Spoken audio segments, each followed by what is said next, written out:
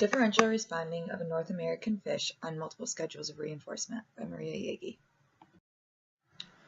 Introduction. So, multiple schedules are when two or more schedules of reinforcement are implemented successfully, and they are alternating between two or more schedules of reinforcement. So, one schedule is implemented until the reinforcement is received or until the schedule is completed, and then the next schedule is then implemented. And this was described by Nevin Shuttleworth in 1966. Furthermore, pigeons are often used in many of these studies to show differential responding to various SDs, and it has been shown that pigeons can discriminate between discriminative stimuli, and they can produce differential responses between these various stimuli.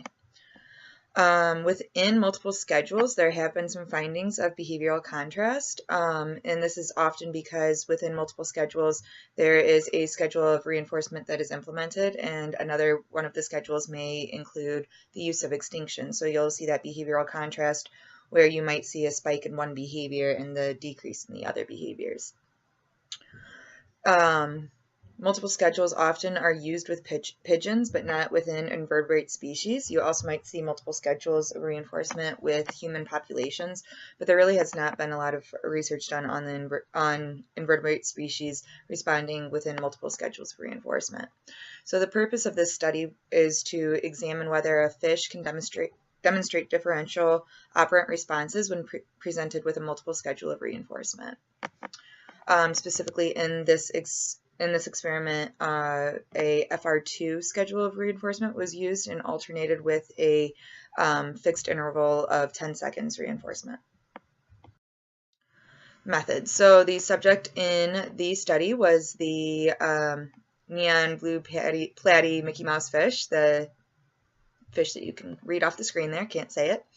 And then the materials for this tank, or for the experiment, include a 3-gallon tank with gravel and filter, a stopwatch, a LED light, a blue piece of plastic wrap, which was used to put over the LED light to act as the SD for a blue light SD for one of the responses within the FR2 schedule, tape to hold on the plastic wrap onto the light, and then the R2 Fish School Complete Fish Training Kit, and in particular, the circular 3-inch in diameter training platform was used, the feeding wand, one 4.5-inch red pole, a 2.5-inch in diameter plastic tunnel, which was 1.5 inches wide, and then a 2.6-inch in diameter plastic hoop, which the plastic tunnel was inserted into to hold, and you'll see this within the videos.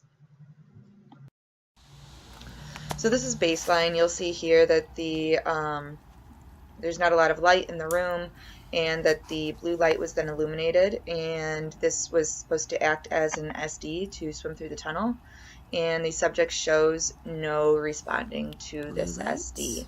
So the tunnel was placed into the plastic hoop, which was then inserted into the tank. The blue light was illuminated. If the subject swims through the tunnel after the SD is presented, we would record a 1. If it does not swim through within 3 minutes, then the light is turned off and a 0 is recorded. There was also a 30-second intertrial pause to prevent any post-reinforcement pauses later on within the study as well. And then the other SD was the illumination of the white light, and you can see that there. So the plastic was removed off of the LED light, the blue plastic was removed, and so that it was just a white light here. So if the subject swam through within 10 seconds after the SD was presented, a 1 was recorded. If the subject did not swim through within 3 minutes, then the light was turned off and a 0 was recorded. So with the white light in specific during baseline, the subject would not we would not want the subject to emit a response before 10 seconds had elapsed, as that is what is used for the schedule of reinforcement here shortly. So the next part in this study was the training phases. So within training phase 1, that included the training phase with the blue light. We're just going to call it the blue light you understand that there's now blue plastic that was placed over the LED. So initially I would present the SD and immediately deliver reinforcement. So the light was turned on, the feeding wand was placed into the tank, and reinforcement was delivered. This was to teach that the subject that the blue light acted as the SD and that it signaled that reinforcement was available. So I wanted to make sure that the subject could learn this part, this very important part. So then next, we would present the SD and put the wand in front of the tunnel and deliver the positive reinforcement as soon as the subject approached it. For the training, for the first one, presenting the SD and immediately delivering the reinforcement, this was done for an entire trial block, which consisted of 5 trials. And then the same for the next part of the training phase of putting the wand in front of the tunnel. And then we moved on to presenting the SD and placing the wand in front of the tunnel. And then when the subject approached, I would move it to the back of the tunnel. And then once it swam through, then the reinforcement was delivered. This was again done for an entire trial block. And then finally we were moving towards independent responding without any prompting using the feeding wand. So the SD would be presented, the subject would swim through the tunnel independently, and then and only then would reinforcement be delivered. Within training phase 2, it was pretty much identical to training phase 1. However, it was using a white light, so the blue was removed, and the SD would be presented, but then I would wait 10 seconds before delivering that reinforcer. So the SD signaled that reinforcement was available, but to teach the subject to wait to emit that response after the SD was presented, the wand was not placed into the tank until 10 seconds later. This was done for an entire trial block consisting of 5 trials. And then the next step was to present the SD. Again, wait another 10 seconds before putting in the feeding wand in front of the tunnel, and then deliver the positive reinforcement when the subject approaches. And then this was continued with the same exact steps as training phase 1. It just instead included that 10-second delay prior to any prompting or delivery of reinforcement, so that the subject could understand that the SD was presented, wait 10 seconds, emit the behavior, and then you can have the reinforcer. So this is a picture of the training video. So you see the feeding wand was just immediately placed in, and the reinforcement was delivered. And then the subject will approach and eat the reinforcement. The light in the SD remains on until the subject consumes all of the reinforcer. That way, when the light is turned off, the subject understands that reinforcement is no longer available. There were some pauses in between this, so that there was those 30-second pauses, but there was a pause in the actual training video itself. So here again, trying to have the subject swim through the tunnel, so we're going to put that feeding wand in front of the tunnel. I did not include just putting the wand in front of the tunnel. I ended up, for time's sake, skipping that phase for the recording. But now subject swam through, reinforcement is delivered. We're waiting for the subject to consume all of the reinforcer, and then moving on. So this was the differential reinforcement phase where the blue SD was on an FR2 schedule. So the blue light was turned on in the SD, and no reinforcement was delivered during that first one because it's an FR2. The blue light again illuminated, so the SD was presented, and now the subject swims through the tunnel, and reinforcement is delivered on that second response. Now this schedule has been completed, so the next step is to implement that the FI 10-second schedule. So you'll see a white illumination, and then there was actually a 10-second pause in there. It's just the way that the video merging formatting worked out there. But after 10 seconds, the subject emitted the response that was necessary to receive that reinforcement. So again, the schedules were alternated once that first schedule of reinforcement was completed. So you saw the 2 responses. The second response received that reinforcement, then the white SD was presented. After 10 seconds, the subject swam through the tunnel and reinforcement was delivered. So then we moved back to the blue SD in that FR2 schedule. Mastery criteria was 80% responding in percentage of opportunities for 2 consecutive sessions. If the subject did not emit the appropriate response within 3 minutes, then a 0 was recorded for that trial. Within this experiment, or within this phase, the sessions varied in the amount of trials presented, and it consisted of completing each schedule twice. So if there were no responses, then we might have ended up having 9 out of 10 trials or something along those lines. And you'll see here in the graph in a second here. 4, 5, and 6 were the white light SD, and then we moved into the differential reinforcement, or into the training phase of the blue light SD here. So where sessions 7 through 12, there was no independent responding and they were all prompted responses, at least for the first 3 sessions. So 7, 8, and 9, all of those sessions were all prompted. So sessions 10 through 12, the subject still did not emit any of the responses within the 3-minute period. And then we can see here that from sessions 13 through 21 that there was a steady increase in the percentage of opportunities for responding, and that mastery criteria was reached on the 20 and 21st sessions here.